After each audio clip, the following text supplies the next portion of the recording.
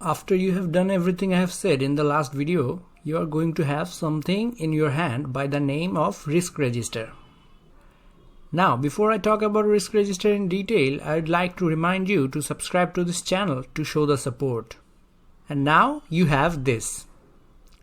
This is how the whole risk register is going to look like. Don't worry if you feel overwhelmed by the look of this. We will go through each of the components one by one. At first you have the risk description, then the likelihood of that thing happening, then the impact of it. After likelihood and impact, you need to calculate the severity of the occurrence. Then you need to name the owner that is going to be responsible for the task. After that, you need to have both mitigating action and the contingent action. Then you have to have the progress of the task and the status. Let's talk about risk description first. In this portion, you properly describe the risk factor that can jeopardize any task. Let's say that hypothetically, you are working on a project for building a smartphone. For this project, you need to import microchips from a different country. The problem with that can be the political situation of that country.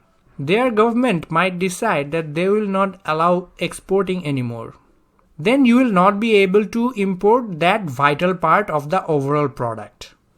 After the risk description part, you have likelihood and impact. I am not going to describe these two because I talked about them in details in the last video. What you need to know here is that you need to figure out the next part, severity, by putting a number to likelihood and impact. In the last video, I said that these can be major or minor or high or low. So you can rank the likelihood and the impact from 0 to 10. Let's say that the likelihood of not getting the microchips from the foreign country is really low. You put the number 2 to the likelihood. But if it does happen, it is going to have a catastrophic impact on the project. Then you should put the number 10 on the impact of the risk. And when you multiply these two, you are going to get severity. So the severity of the previous risk factor example would be 20. I used a 10-point scale in both likelihood and impact. So the overall severity would be out of 100. This is 20 out of 100. You do not have to use a 10-point scale all the time. You can use a 1-point scale that will be out of 0.1 to 1, or even a color coding scale as well. After the severity, you need to write down the name of the person or the team that is going to be responsible for the case. If the project is big enough, a team needs to be the owner of a risk factor. Like the example for developing smartphones, one single person cannot handle the task of importing something from a different country. A team needs to be responsible for this. And then you have mitigating action and contingent action. The literal definition of the word mitigate is making something less severe. And the meaning of the word contingency can be said as backup. Mitigating action is trying to reduce the impact of the failure and going with the original plan. And contingent action is actually having a backup plan and changing the direction of the task. In case of the smartphone example, the mitigating action would be sending a representative of your company to that country and trying to convince them that the chips have been made under the contract of sending them to you, and try to get them to follow the original contract. If you are able to convince them to do that, then you will be able to mitigate the severity of the risk factor. Contingent action for that risk factor would be to go to another country for the microchips.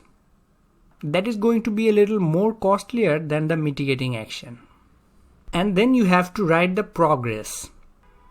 Here you need to write down if the risk factor is activated or not, and whether you are using the mitigating action or contingent action. And lastly, you need to write down the status, meaning whether the task is still going on or if it has been solved. Now, let's go over the entire risk register plan with the class project example. So the description here would be John having diarrhea. The likelihood of that being 0.5 out of a 1-point scale, and the impact would be 6 out of 10. So the severity would be 3. Previously we have decided that Eddie would be responsible for John.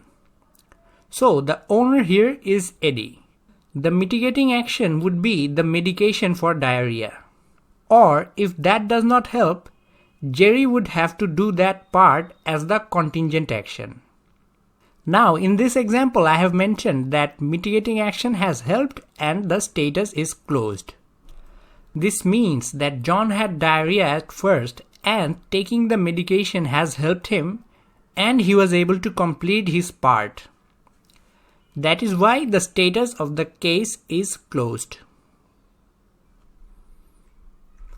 And that was the end of this topic. I'd like to thank you all for watching. I hope you learned something new today. And don't forget to like this video and subscribe to this channel.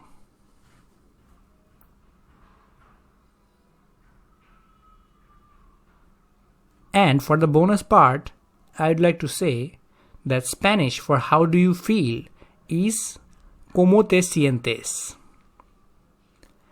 And Spanish for I feel fine is Me siento bien. And the Spanish for I feel bad is Me siento mal.